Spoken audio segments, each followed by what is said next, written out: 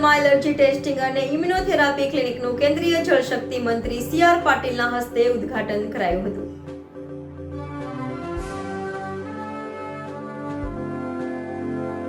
સુરતની નવી સિવિલ હોસ્પિટલમાં એલર્જી ટેસ્ટિંગ અને ઇમ્યુનોથેરાપી ક્લિનિકનું કેન્દ્રીય જળશક્તિ મંત્રી અને સુરત નવસારીના સાંસદ તથા ગુજરાત ભાજપ પ્રમુખ સી.આર. પાટીલના હસ્તે ઉદ્ઘાટન કરાયું છે.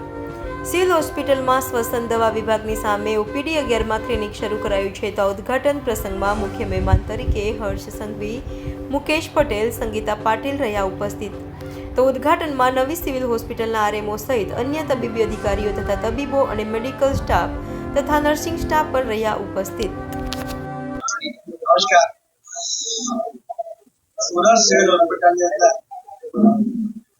અનેક મુશ્કેલ ઓપરેશનો વિના મૂલ્યે સિવિલ હોસ્પિટલમાં સુરતમાં લોકોને જે વિશ્વાસ ઉભો કરે છે એના માટે ડોક્ટર, નર્સિંગ સ્ટાફ અને અન્ય સ્ટાફ બધાને પહેલાનું ખૂબ ખૂબ અભિનંદન આપું છું કે બહાર સેક્ટરની અંદર જે ટ્રીટમેન્ટ ખૂબ મોંઘી છે એવી ટ્રીટમેન્ટો વિના મૂલ્યે સિવિલ હોસ્પિટલમાં થાય એના માટે સફળતાપૂર્વકના પ્રયત્ન ન્યૂ સિવિલ હોસ્પિટલ સુરતમાં સતત થતા રહે છે.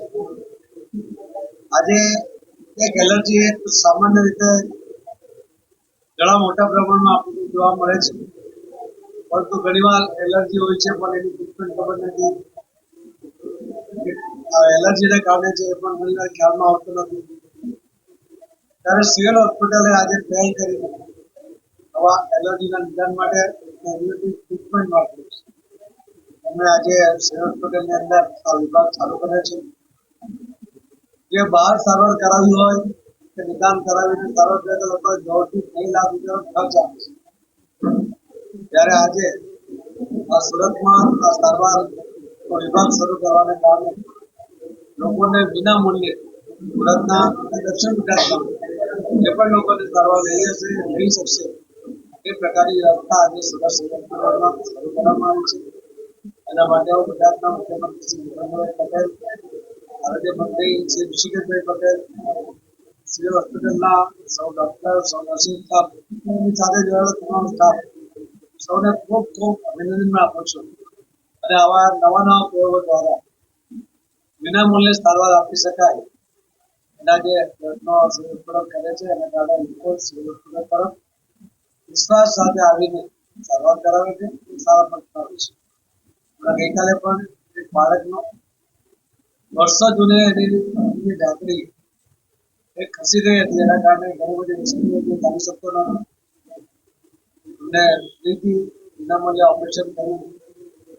હોસ્પિટલમાં સફળતાપૂર્વક જે ઓપરેશન કર્યું છે જે બહાર કદાચ 4-5 લાખ રૂપિયામાં થઈ શકે એવી શક્યતા હતી, એ વિના મૂલ્યે કરીને એમને બાળકને નવજીવન આપ્યું. આવા અનેક કેસો ઘણીવાર મને માહિતી મળે છે કે છાપામાં વાંચી છે ત્યારે ડૉક્ટર પ્રત્યે જે સ્ટાફ માટે અને સ્ટાફ માટે એક અલગ પ્રકારની અનુભૂતિ થાય છે. ડૉક્ટરો જે સમર્પિત સેવા કરતા હોય છે અને જીવન જોડાયા હોય એ ન્યૂ સિવિલ હોસ્પિટલ સુરતમાં આપણને જોવા મળે છે.